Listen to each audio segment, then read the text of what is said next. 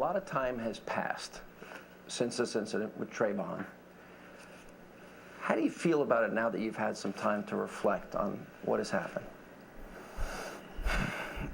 I haven't really had the time to reflect on it.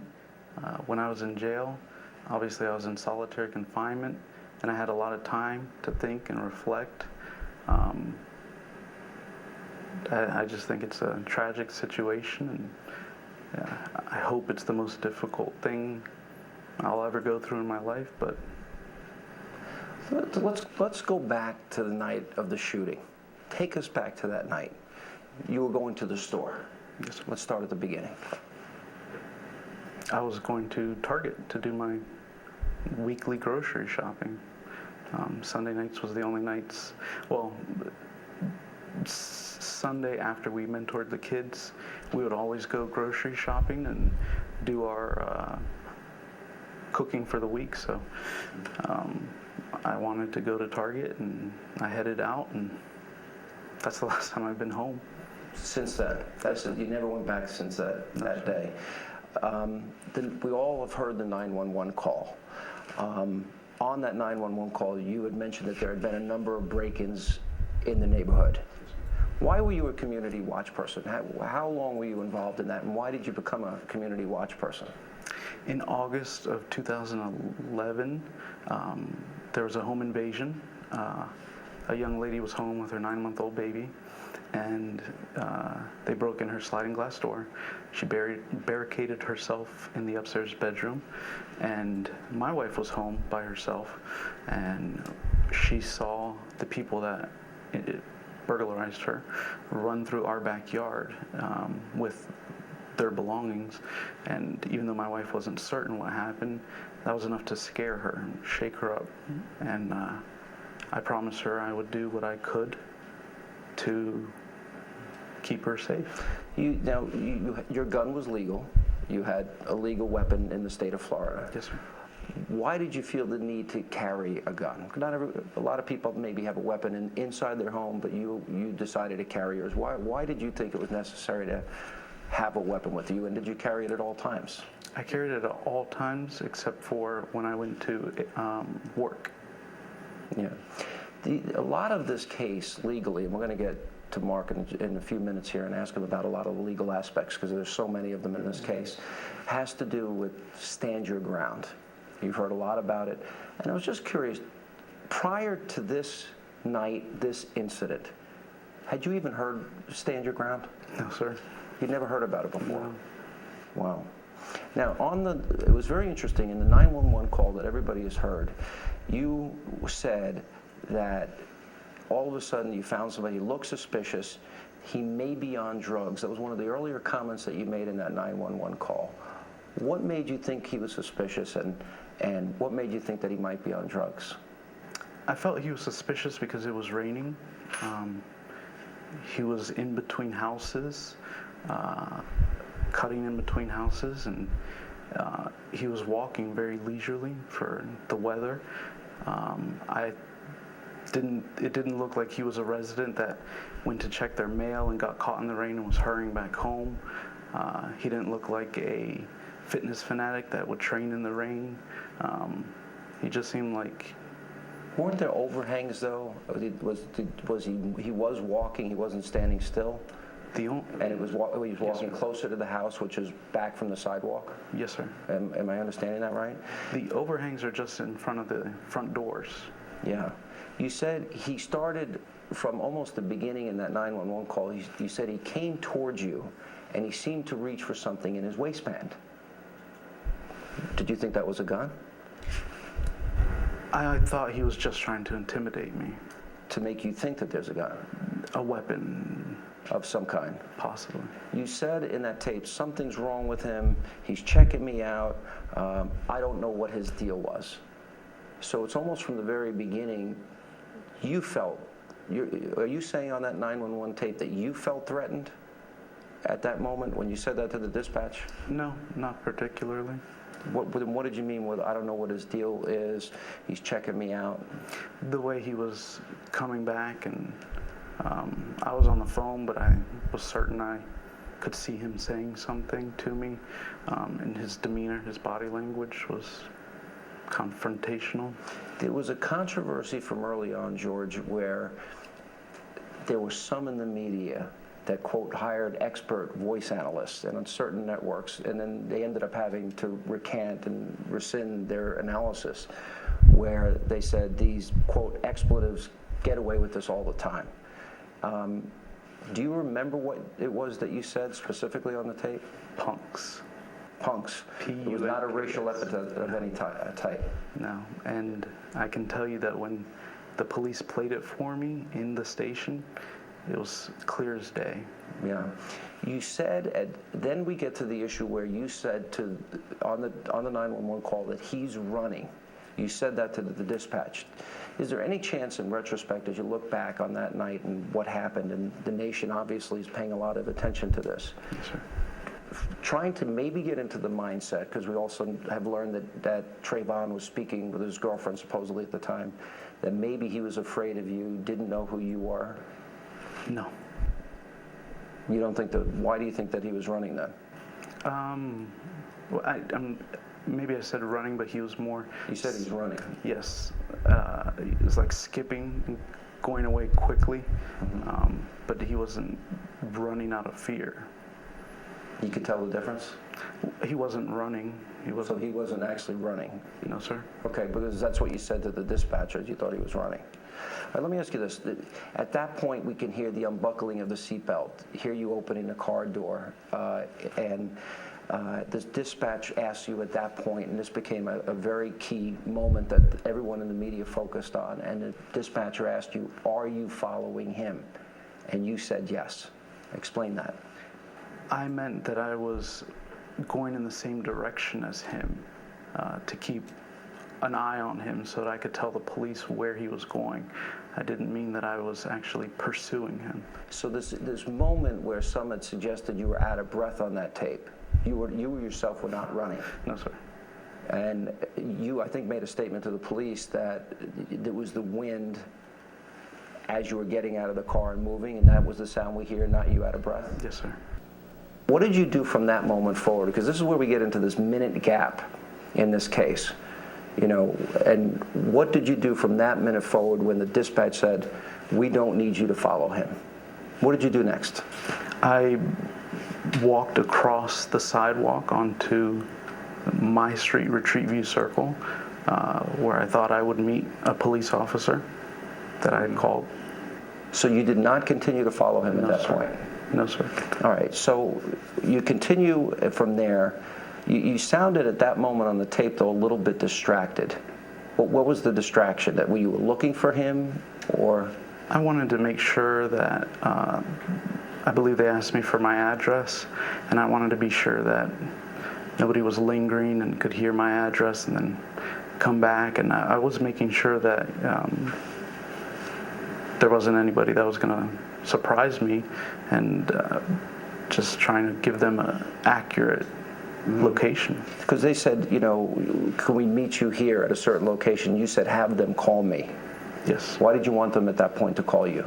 I hadn't given them correct address. I gave them the clubhouse vicinity. However, I was walking through to my street, Retreat View Circle, and I was going to give them the actual street number and name. How long was it, George, after that you saw Trayvon again? Because you said you stopped, that you did not continue pursuing him. When did you next see Trayvon Martin? Less than 30 seconds. Okay. Where exactly were you at that point? And how far away were you from your car at that moment? I guess about 100 feet or more. So you never went further than how far approximately from your car? I'd estimate it to be approximately 100 feet. So you never went further than that from the car? No, sir. Okay. And so at that point, Trayvon is, all of a sudden you turned around and there he was? Yes, sir. What happened next? He asked me what my problem was. Expletive problem. Yes, sir. And I was wearing a rain jacket, and I had put my cell phone in my jacket pocket as opposed to my jeans pocket where I normally keep it. And I immediately went to grab my phone to this time call 911 instead of the non-emergency. And when I reached into my pants pocket, because that's where I keep it out of habit, it wasn't there, and I was shocked. I looked up, and he punched me and broke my nose. One shot. Yes, sir. So he said to you, you have a problem. Those were the exact words you used. You remember it? Do you have a problem? What's your problem? What's your problem? And you said to him, I don't have a problem. Yes, sir. You reached for your phone. I reached for it as I was saying, no, I don't have a problem. And at that point, you just got hit? He was already within arm's length from me. And was that the punch in the nose that broke your nose? Yes, sir. Right there, and you went immediately down to the ground? I don't remember if I went immediately to the ground or if he pushed me to the ground, but I ended up on the ground. What do you remember happened from there? Because there were police reports and descriptions that you gave, and that you were a little bit dazed, obviously. And at one point you said that you wanted to stop him from hitting your head on the cement. Yes, sir. Is that what you told the police? Yes, sir. Okay, so after that first hit, what happened next? He started bashing my head into the concrete sidewalk. As soon as he broke my nose, I started yelling for help. So I was disoriented, and he started slamming my head into the concrete. Which is where the lacerations came from. Yes, sir. You said it was like your head was going to explode. Yes, was a sir. comment that you had given to the police. Yes, sir. He continued to punch me in the head. How many times would you estimate that he punched you? Several. More than a dozen. And hitting you hard. At what moment did you, because you said you feared for your life, at what moment do you remember when you literally, do you remember when you thought, I may die? Is that, because you said that you feared for your life. Do you remember the exact moment when you felt that? In hindsight, I would say when he was slamming my head into the concrete and I thought I'd lose consciousness. I didn't know what would happen at that point. And how close was the concrete to the grass? Because a big issue is also the grass stains that you had on your clothes. And you had made a statement to the police that you wanted to get to the grass. Was that to protect your head from getting banged into the cement again? Yes, sir. How close was that in proximity? It butts up to the concrete. And were you able to get to the grass? Yes, sir. And how did you do that? I guess you could say shimmy. I mean, he was straddled on me with his full weight, and I would try and sit up and push myself down. And whenever I would sit up, that's when he would take the opportunity to slam my head back down and punch me in the head and continue to hit my nose. Was he talking to you a lot during this fight, when he was beating you? Because you're saying he's beating you and pounding your head into the cement. Was he talking to you during that time? Yes. And he was saying? Cursing, telling me to shut up, and then finally telling me he was going to kill me. And he said those words. And he said it. When did he first see your gun? After we were on the ground, I shimmied with him on top of me, and it made my jacket rise up. And he being on top of me saw it on my right side. What happened after that? I felt him take, he had, after he couldn't hit my head on the concrete anymore, he started to try to suffocate me. And I continued to push his hands off of my mouth and my nose, particularly because it was excruciating, having a broken nose and him putting his weight on it. And that's the point in time when he started telling me to shut up, shut up, shut up. Why did he tell you to shut up? I don't know. We heard the screams on the one recording from a neighbor that was calling the police, and there's been some dispute whose voice that is. Was that your voice screaming, or was that Trayvon Martin's voice screaming? That was my voice. Absolutely. That was your voice? Yes, sir. And the police even said at one time they heard 14 screams. You were screaming that loud? Yes, sir. And you said to the police at one point that he put his hand over your mouth. Do you think that was to silence you from screaming? Yes, sir. I believe he, from what the investigators told me, he knew that I was talking to the police, and I was yelling so that I believed that the police officer was there and they just couldn't find me. So I was yelling in the hopes that they were in the vicinity and they would come when they heard me yelling. Do you remember when you yourself reached for your weapon? Do you remember that moment? Yes, sir. Tell us about that. At that point,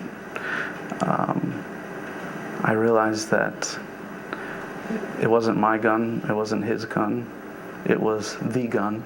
Did he say anything? Because you said he was talking a lot about the gun. Did he say he noticed the gun?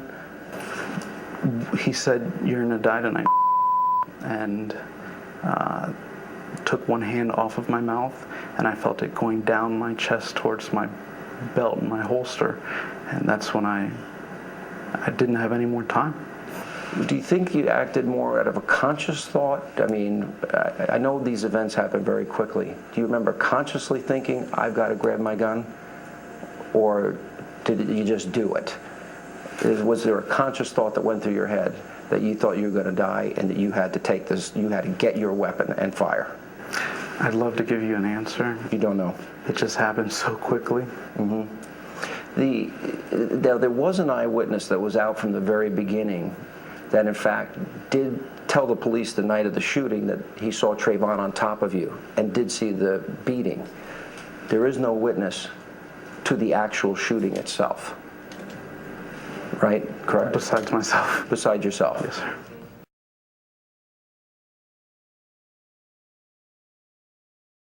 What do you want to say to people that did rush to judgment, that suggested there was racial profiling in this case and that there was some other motivation in this case? That I'm not a racist and I'm not a murderer. When you think back, and there was one report or a police report that actually said you didn't know after you fired, you thought you missed? Yeah, I didn't think I hit him, yes. Yeah. So what happened immediately after the shooting then, George? I understand one guy came out, he said he had a flashlight, that he spoke to you, and you said to call your wife, tell her what happened, that I shot somebody. Do you remember that conversation? The conversation I had with the gentleman, or? Yeah. Yes, sir. You do remember that conversation. And he did talk about it, and what his suggestion is that you were very matter-of-fact about it. Do you remember what you said to him? Do you think you were in a state of shock? When did you know that Trayvon had died? When I went, probably about an hour after I got to the police station. After the shooting, you saw that he was laying there and obviously injured. There was a moment where you realized that he was shot. Like I said, he sat up and he said something to the effect of, "You got it," or "You got me." I assumed he meant, okay, you got the gun, I didn't get it, I'm not going to fight anymore. At which point, I got out from under him.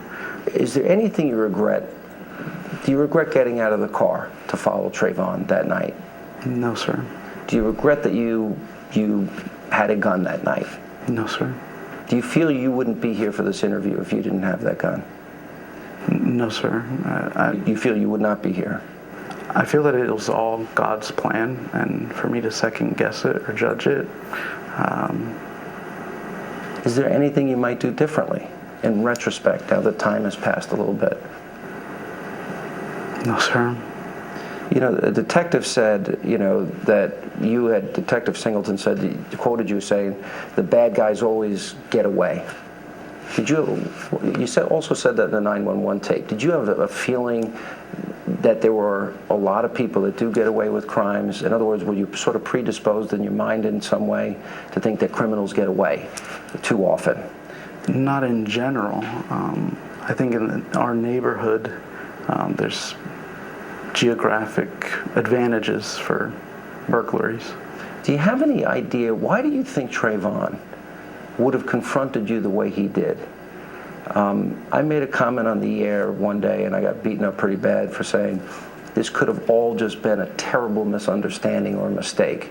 Do you think maybe, is there any possibility he thought you were after him and you thought he was after you, and there was some misunderstanding in any way? I've wrestled with that for a long time, but I can't. One of my biggest issues through this ordeal has been the media conjecture, and I can't assume or make believe. The parents of Trayvon Martin, they lost their son. This is your first interview. What would you like to tell them? I would tell them that, again, I'm sorry. My wife and I don't have any children. I have nephews that I love more than life. I love them more than myself. And I know when they were born, it was a different, unique bond and love that I have with them. And I love my children even though they aren't born yet. And I am sorry that they buried their child. I can't imagine what it must feel like. And I pray for them daily. Would you like to talk to them at some point? I'm certainly open to it. You face second-degree murder charges, a possible life sentence. Do you think about that? Yes, sir. Every day. What do you think about regarding that? Do you feel in the end, Justice, that people will believe you and that people will understand? Or are you that confident that you had a right to do this? It's a to defend yourself. Yes, sir. It's a finite situation I've been placed in where I am confident in the system. I really have no choice but to believe still in the system. The one witness that you first met, the guy with the cell phone that I mentioned, asked about your demeanor right after the shooting. He was the first person, I guess, on the scene? Yes, sir. First person you saw. And he said that you looked like you had been, quote, butt whooped, like you had had a fight, and that you were asking, call my wife, just tell my wife. But, you know, he was acting like it was nothing. Is that how you were feeling at the time? Because you didn't find out, you said, till later that Trayvon had passed away. No, I knew that I had discharged my firearm, and I was scared, nervous. I also thought the police were going to come and see me with a firearm and shoot me. I mean, I was terrified. Did you look over at Trayvon? You obviously at some point recognized he had been shot because you didn't know it in the beginning. Did you look over at him at any time and realize he was in really bad shape? No, sir. At no point. And how long was it between the time you shot him to the time the police actually got to the scene? It felt like forever. I'd say 15 to 30 seconds. It was that quick? Yes, sir. Immediate. So in other words, they had already been on their way and they were there within 15, 30 seconds. What do you make of all the national media attention in this case? There are crimes that happen every day. The nation is focused on your case. Why do you think that is, and what do you make of it? And what does it mean to you? It's surreal. I don't like that they've rushed to judgment the way they have. I feel that anytime they have a story that's remotely positive, they interpret it negatively. By the way, we did have conversations. You and I was asking you about the case. Yes, sir. I was asking you for an interview. Yes, sir. There was a report suggesting that I offered to pay your legal fees.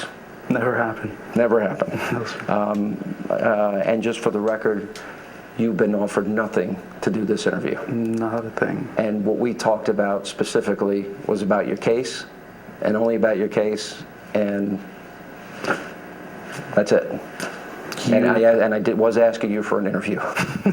You had told me that you were alone in a hotel room, hadn't talked to your family in weeks. You were armed, didn't have an attorney at that point, and that was leading up to your arrest. Yes, sir. Do you remember that moment? Yes, sir. Where were you mentally then? Because when I was talking to you, I was concerned. so was I. I was at a position where I was talking daily to one state police officer that had legitimate concerns for my safety. My wife, I asked her to stay in Florida. I was out of state. I told her. You stayed out of contact. You were afraid to even bring your dad, and he had recently been sick. Yes, sir. He had had a heart attack about 2 weeks prior to the incident. But I asked my wife to stay in Florida and continue her nursing education. She was about a week away from finishing when I drove to Jacksonville and turned myself in. There was a bounty put on your head by the new Black Panther Party, wanted dead or alive. Yes, sir. Nobody's been arrested. Yes, sir. Do you feel your life is in jeopardy? Yes, sir. By the Black Panther Party? Amongst others, yes, sir. And you've had multiple death threats. Yes, sir. You know, look at what happened in this case because it became so public. Spike Lee is tweeting out what he thinks is your home address. The Reverend Al Sharpton and NBC News, tries to use this case to bring up the issue of racial profiling. What do you say to Spike Lee, who didn't know the facts of the case, they hadn't been revealed? What do you say to Al Sharpton and those that rushed to judgment? What do you think their motives were? I can't guess to what their motives are. I would just ask for an apology. I mean, if I did something that was wrong, I would apologize. There is this witness number 9, this recently came out, and witness number 9 suggested that you and your family from a young age had racist views. And then that was one statement that was originally made, and that then became that from the time this woman was 6 till she was 19, that you had molested her. I think that I'm actually fortunate that the FBI did get involved, of all people, to investigate a crime. I mean, it's the Federal Bureau of Investigation, and they cleared me of any racial profiling, racial wrongdoing, and I think that, frankly, it's ironic that the only person that they found that could say anything about me being remotely racist, and again, she didn't state that I said anything racist. She didn't even state that I was in the same room when anything racist was said, but it is ironic that the one and only person that they could find that says anything remotely to me being a racist also happens to be the person that claims I'm a deviant. Do you have any comments about witness number 9? I don't know that we're going to take the time, effort, resources to focus on that, since I think it's going to be a non-issue in the trial. Mm-hmm. And quite honestly, I don't know that we want to be in a position of now focusing on attacking a cousin who has made whatever allegations she's made that's probably never seen the light of day in a courtroom. What about Detective Sereno's report, where he suggested that George be charged with manslaughter, not second-degree murder? Do you believe the second-degree murder charge was an overcharge? While in the beginning I deferred to Angela Corey's decision to charge second degree, I said wait till we see the evidence. All of the evidence that has come forth to date, and again, it's not all out, but all of the evidence that has come forth to date, I've yet to see evidence that suggests the elements of second degree. But the stand your ground law, do you believe it's applicable in this case? Yes, and I haven't said that affirmatively in the beginning because, again, without the evidence. But now that we have a lot of evidence concerning what is self-defense, I think it's a proper presentation to go to a jury. And again, remember, whether stand your ground or simple self-defense, what that law says is that if you're acting in reasonable belief of fear of great bodily injury or death, so the focus is, are you in fear of great bodily injury, then you're allowed to respond to that with deadly force. Your initial bond, George, was $150,000. That bond was revoked, and they accused you of hiding some financial matters as it related to donations that had been given to you. That also now has involved your wife in this particular case, and a pretty stinging rebuke from your judge. You went back to jail as a result of this. Tell us, in your words, what happened it seems that you had an opportunity to speak up and say, yes, there's other finances here, and didn't do it. Did you think consciously about it? Explain what happened from your... Unfortunately, Sean, I have to interrupt at this point. Sure. I'm trying not to, but right now the state has charged his wife, Shelley, with a crime regarding that. And they've also suggested, or at least the court in its order suggested, that George may well have committed a crime. Realizing that those potential charges exist against George and also that they presently exist against Shelley, I just don't think that we can talk about those precise evidence or elements because they're That's all the elements, including the conversations on the tapes, the jailhouse tapes that you had, conversations with your wife, etc.? I think so. Unfortunately, with the state's position to try and charge his wife with a crime as well, if that wasn't on the table, I don't know that we would have the same restrictions. All right, let's talk a little bit about how you were treated in jail, because then you were in jail and went back to jail. What was that like for you? I had taken, I know it's been publicized that I took a community volunteer kind of law enforcement academy where civilians just get to see what it's like for law enforcement. I had taken a tour of Johnny Polk jail where I was at, and I remember on my tour they said that they believed in the motto that respect begets respect, and I remember thinking at the time, is that something they just tell us, or do they really believe in that? And I got to see firsthand that they really do believe in that. Mm-hmm. And obviously the prison population was very aware of your case being so high profile. Did they treat you differently? The inmates? The inmates, yeah. Yes. In what way? I believe that a lot of them personally know that sometimes the media doesn't portray things correctly. There was one instance when I was in the rec yard by myself, and in a window, a few inmates got together and just made a sign of strength to me. You had called police on at least 4 prior occasions and had mentioned black male suspects. I wanted to give you a chance to respond. Why you called? What were those instances about? They also stated that, and I never volunteered that information. It was always at their request that I described them, and even when I described them, I didn't volunteer the race until they asked me. And there was also Hispanic kids and white kids that were in the neighborhood. That you made calls about? Yes, sir. There was an incident that I read, is this true, where you took on the local police department as it related to another case where there was, I think it was a homeless man? Yes, sir. That had been beaten up? Yes, sir. And the police were under fire? Yes, sir. And you came out publicly in favor of the person that was beaten up? My wife and I saw that the story wasn't getting media coverage. There was one TV station that aired it, and it was not subject to interpretation. It was caught on video, and my wife and I, students and myself working full-time, decided that we had to try and do something. We drove around to churches on Sunday, put flyers on people's cars, and most of the time approached people, handing out flyers, and we... Is this person a minority? Yes, sir. And you felt was mistreated by the local police? Yes, sir.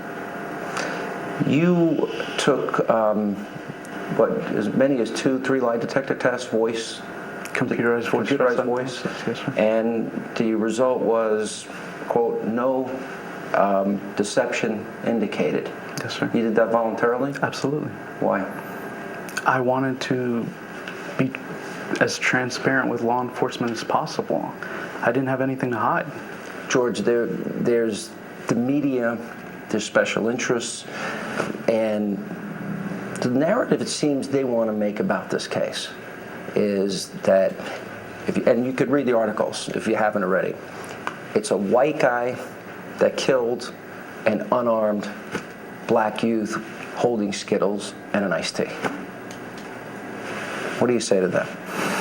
Again, I appreciate you not rushing to judgment. I think that people assumed I was white because of my last name. And my father is Caucasian, my mother's Hispanic, but English was my second language, believe it or not. My grandmother and my mother raised me. Well, my dad was in the Army, and he wasn't home for a lot of my infancy, so I consider myself, first of all, an American, but a Hispanic American, and I don't think it's fair that they rush to judgment to assume that. Do you feel the overwhelming majority of media rush to judgment? Yes. With few exceptions? Yes, sir. Let me ask you this. I want to go back to one specific in the case, if I can. And it's the issue of you following him. And I asked you earlier about the dispatch call, and you said you stopped, you didn't follow him.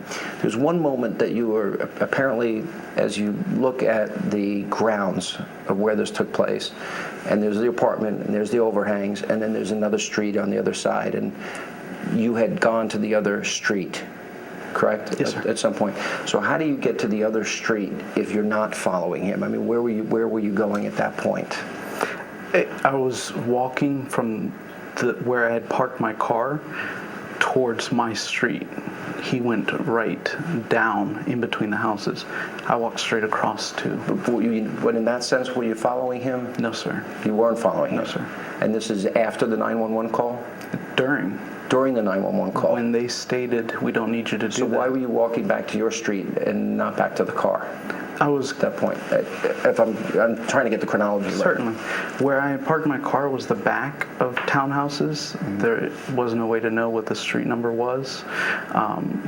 And I knew if I walked straight through, it's a circle, Retreat View Circle. I knew if I walked straight through to there, that would be Retreat View Circle, and then I could tell them exactly what 1, 2, 3, 4 Retreat View Circle, and not just a general area of where my car was like I had done previously. I asked you if you could speak to Trayvon Martin's family. I asked you if you could speak to even the American public. There's so many people that have so many opinions that vary so much. You know, if you wanted to look into that camera and tell the American public something about George Zimmerman and about this case with Trayvon Martin that has gotten such media attention, what would you want to tell them? First, I'd like to readdress your question when you asked if I would have done anything differently. When you asked that, I thought you were referring to if I would not have talked to the police, if I would have maybe gotten an attorney, if I wouldn't have taken the CVSA, and that I stand by. I would not have done anything differently. But I do wish that there was anything I could have done that wouldn't have put me in the position where I had to take his life. And I do want to tell everyone, my wife, my family, my parents, my grandmother, the Martins, the city of Sanford, and America, that I'm sorry that this happened.